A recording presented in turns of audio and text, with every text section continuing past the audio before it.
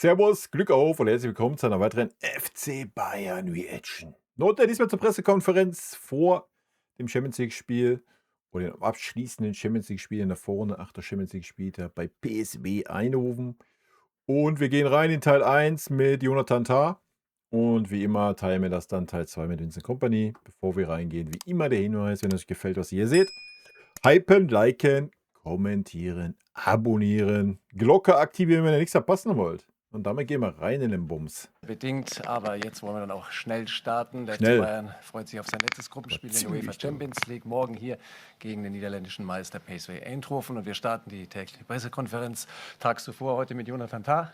Jonas, servus, schön, dass du da bist. Und Ja, ein bereit bisschen Redelaune, jetzt ne? Warst ja auch wieder nach Beantworten 2 Wochen nicht da, ey. der zahlreichen Fragen. Bitte schön, fangen wir da hinten an. Das ist, glaube ich, Felix Fischer für Sky, wenn ich es richtig sehen kann. Na, ganz hinten da, 100 Meter. Danke, hallo Jona. Aktuell muss Aber die sind schneller mit dem Mikrofon da wie bei uns, Alter. relativ viel umgebaut werden in der Viererkette. Du hast immer wieder andere Nebenleute. Wie schwierig ist es für dich, sich da immer wieder anzupassen? Ja, ich glaube, es ist für jeder ist immer bereit, auf seiner Position das zu geben, was gefordert ist auf der Position. Ich glaube, dadurch, dass wir das auch viel im Training machen, dass wir viel durchwechseln und viel unterschiedliche Leute neben uns haben, auch im Training, ist es gar nicht so ungewohnt. Also jeder weiß, wie er mit jedem zu spielen hat. Dankeschön. Dann hier in der ersten Reihe bitte, links Stefan Kumberger für Sport 1. Tipp, top, oder? Guten Abend. Jona, man kann ja mit Fug und Recht behaupten, dass du der Abwehrchef bist, auch wenn du dich wahrscheinlich gegen den Titel wehrst. Wie würdest du trotzdem deine... Sehe ich übrigens genauso. Ne? Weil oft wird ja von Upa als Abwehrchef geredet. Ich denke auch, dass Jonathan Tah da derjenige ist, der der Abwehrchef ist. Ja. deine Führungsqualitäten und deine Art von Führung beschreiben? Ja, ich glaube, das machen andere lieber über mich. Ich versuche natürlich, das habe ich von Anfang an gesagt, als ich hier angekommen bin, Verantwortung zu übernehmen auf dem Platz, viel zu kommunizieren. Das tut er vorbildlich. Den anderen zu helfen, besser zu werden, und das versuche ich auch im Training und das versuche ich auch neben dem Platz, und sehe das einfach als meine Aufgabe. Aber ja, wie ich das mache und ob ich das gut mache, das lasse ich gerne andere beurteilen. Euch zum Beispiel. Ja. Gleich nebendran Manuel Bunke für TZ und Merkur. Hi Jona. Jona, wie war jetzt nach der Pleite gegen Augsburg, die erste Bundesliga-Pleite seit langem, jetzt so die Stimmung in der Mannschaft? Ist das oder im Training eher trotz Reaktion oder hat man trotzdem weiter gute Laune? Hat der Coach irgendwie noch mal ein bisschen gekitzelt? Kannst du das da ein bisschen mitnehmen? Ja, wenn man verliert in dem Moment oder kurz danach, hat man natürlich keine gute Laune, aber es gab auch keine Trotzreaktionen. Wir sind alle erfahren genug. Warum auch? So, wenn es jetzt die 3., 4., 5., 8. Niederlage wäre, dann können wir ja irgendwie ein Fass aufmachen. Aber ey, das ist die erste Niederlage in der Bundesliga seit März letzten Jahres. Also klar, ärgerlich und so weiter, brauchen wir nicht drüber reden, aber da muss man jetzt auch kein Fass aufmachen. Ja, wichtig werden die kommenden 2 Spiele, dass man da noch gut durchkommt, ergebnistechnisch. Und dann kommt auch ein Rhythmus, der vielleicht wieder ein bisschen angenehmer ist, erstmal für diese Mannschaft. Wir wissen auch mit Und dann kommen ja auch die Verletzten zurück. Niederlagen umzugehen. Ich glaube, wir alle haben viele Niederlagen erleben müssen. Auch jetzt mal außerhalb vom Fußball erlebt man auch Niederlagen und dadurch wird man nur stärker, glaube ich. Und ja, wir nehmen was davon mit, wir lernen. Ja, und jetzt sind wir wieder voll fokussiert aufs Spiel morgen natürlich. Dann auch in Reihe 1 die Bildzeitung, der Agadi bitte. Hi, der Kollege hat es gerade angesprochen, du bildest mit Dayo Upamecano dieses Jahr eine sehr stabile Innenverteidigung. Bei dir ist die Sache klar, langfristiger Vertrag noch. Bei Dayo ist es ja so, der läuft aus im Sommer, gibt bislang noch keine Entscheidung. Deswegen fällt ja rund um den Verein auch immer wieder der Name Nico Schlotterbeck, den du ja auch gut kennst aus der Nationalmannschaft. Bitte Wie verfolgst du die nicht, ey. Situation aktuell? Würdest Bitte du dir bleib in wünschen, dass Dortmund. Upa bleibt und vielleicht mit einem kleinen Augenzwinkern gefragt, geh woanders wenn du hin. die aussuchen könntest, mit wem du nächstes Jahr bei Bayern spielen würdest, wer wäre das? Also Dayo ist jemand, den ich sehr gerne mag. Nicht nur auf dem Platz, sondern auch neben dem Platz. Auch die Art und Weise, wie er mich irgendwie aufgenommen hat in der Mannschaft, war besonders bei ihm. Und natürlich wünsche ich mir, dass er bleibt, dass er seinen Vertrag verlängert. Das sage ich ihm, glaube ich, 100 Mal am Tag. Deswegen weiß er auf jeden Fall, dass ich das möchte. Und nein, habe ich auch schon in der Vergangenheit gesagt, ich glaube, er fühlt sich wohl und er weiß, was er hier hat. Okay, schauen wir mal nach rechts. Ja, das ist der Bayerische Rundfunk, bitte. Thomas Genau. Kattenbeck. Du hast gesagt, aus Niederlagen lernen wir auch. Also was lernt man jetzt aus dieser einen Niederlage, ist klar.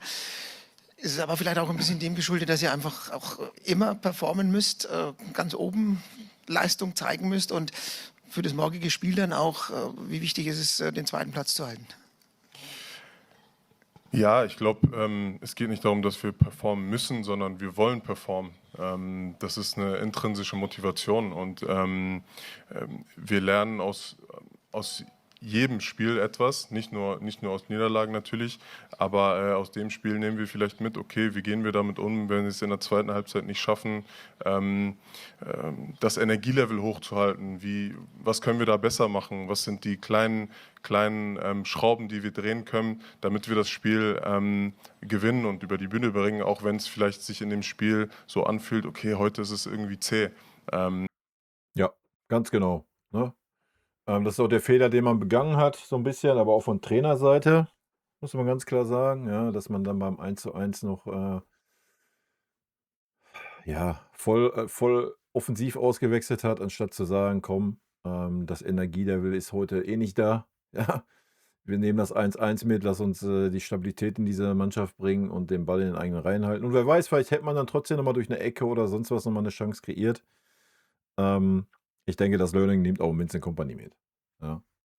Ich kann das verstehen natürlich. Es hat die letzten Wochen immer geklappt und deswegen hat man sich gedacht, komm, volle Attacke. Aber ja, das Energielevel fand ich auch, war in der zweiten Halbzeit einfach nicht da. Und dann musst du clever genug sein als Spitzenmannschaft und sagen, ja komm, ey, draufgeschissen. Entweder schon beim 1:0, ja, dass du dann das ein bisschen anders angehst, aber spätestens beim 1:1 musst du dann sagen, komm, wir nehmen safe das 1:1 mit und wer weiß, durch einen Standard oder vielleicht nochmal durch eine Einzelaktion, wie es Michael dann noch in der Schlussphase hatten. Ja, erzielen wir dann vielleicht doch noch den Siegtreffer, aber du kannst da nicht so offen agieren und ja, dann so ein Tor fangen, wie wir es gefangen haben, das 2:1. Und das nimmt man aus dem Spiel mit. Ja. Bitte? Ich habe die Frage zum zweiten. Wie steht der zweite? Ach so, ja. Ja, wir wollen natürlich das Spiel morgen gewinnen und das ist klar. Ja. Dann der Kollege ESPN, yes? Yes, ESPN the Netherlands. Good evening, first of all. You work together with the trainer of Eindhoven, with Peter Bos, of course, at Leverkusen. How do you look back on the time with him and what is typical Peter Bos? Yeah, it was a really special time for me with him because at first it was I played a lot and I had he gave me a lot of confidence and at the end it was a little bit different and it was a tough time for me in Leverkusen. It was maybe 4 or 5 months where I didn't play as much as I did before. But I always appreciated, to work with him. And obviously his style of play is really based on he wants to be dominant, he wants to be intense, he wants to have speed in the game, and he wants to have players that are courage on the pitch, that they have courage on the pitch with the ball and without the ball, press high. So I like the style of play. Thank you. Good luck. Dann auf der linken Seite nochmal Manuel Bunke. Jona, weil Dayo Upamecano angesprochen wurde, wie ist denn eigentlich bei euch so die Arbeitsteilung? Ich glaube, beim DFB ging es auch mal darum mit Nico Schlotterbeck, da hieß es so, ja, der macht gern den Spielaufbau, du räumst lieber ab, als dass du den Spielaufbau machst. Ist es bei Bayern ähnlich oder kannst du da so ein bisschen die Rollenverteilung erklären, mal kurz? Da bin ich mal gespannt. Eigentlich sieht das immer sehr, sehr gleich aus. Ja, mal hat Upa ein bisschen mehr Anteil im Spielaufbau, mal Jona. Mal spielt Upa direkt gegen den Stürmer, mal Jona. Das ist immer eigentlich sehr, sehr pari, würde ich sagen. Aber mal gucken, was er sagt. Ganz interessante Frage auf jeden Fall. Ja, auch da wurde das Thema natürlich angesprochen. Es gibt da, glaube ich, keine klare Rollenverteilung in dem Sinne. Als Verteidiger sind wir erstmal dafür da, zu verteidigen und Tore zu verhindern. Das ist egal, wie gut jemand am Ball ist. Und auch am Ball ist jeder von uns natürlich gefordert, aktiv zu sein und auch das Spiel von hinten mitzugestalten. Und jetzt in Bezug auf Dayo, ich glaube, er kann alles. Er kann abräumen. Er ist brutal aktiv mit und ohne den Ball. Und ja, ich glaube, er deckt so ziemlich alles ab, was von einem modernen Verteidiger heute gefordert ist. Ja, aber er genauso. Ja, das muss man mal sagen. Also wenn beide da sind auf dem Feld und beide haben eine gute Form, dann ist das schon ein brachial gutes Innenverteidiger-Duo. Ja, und zwar in allen Belangen. Ob es Spielaufbau ist, ob es das Gegenpressing ist, ob es das hohe Schieben ist, ja, ob es auch die Schnelligkeit zurück ist. Ja, also ich glaube, das ist schon wirklich brutal. Ja. Das muss man mal sagen. Ja, Minjay ist vielleicht im Kopfball der stärkste von den dreien. So, wenn wir irgendwas suchen wollten, wo wir sagen, da kann man sich vielleicht noch verbessern. Aber ansonsten ist das schon wirklich stark. Und ja, die Antwort habe ich erwartet. Ja, ich habe es ja gesagt, also ich sehe da beide auf Augenhöhe, was das angeht. Okay, nächster Fragewunsch bitte. Stefan Kumberger, bitte. Jona, euer Trainer war ja mal Weltklasse-Innenverteidiger. Hat er irgendwelche besonderen Botschaften für euch als Innenverteidiger? Arbeitet er mit euch vielleicht noch ein bisschen intensiver? Also ich kann schon verraten, dass er natürlich eine besondere Bindung zu uns Verteidigern hat, weil Wäre auch schlimm, wenn nicht, wa? er natürlich sich da am meisten reinversetzen kann, wie wir uns fühlen auf dem Platz. Aber am Ende versucht er natürlich allen etwas mitzugeben und das tut er auch. Das Gleiche kann er auch umdrehen und den Offensivspielern sagen, wie tue ich den Abwehrspielern am meisten weh. Aber ja, klar, ich habe auf jeden Fall schon sehr, sehr viel lernen können durch ihn.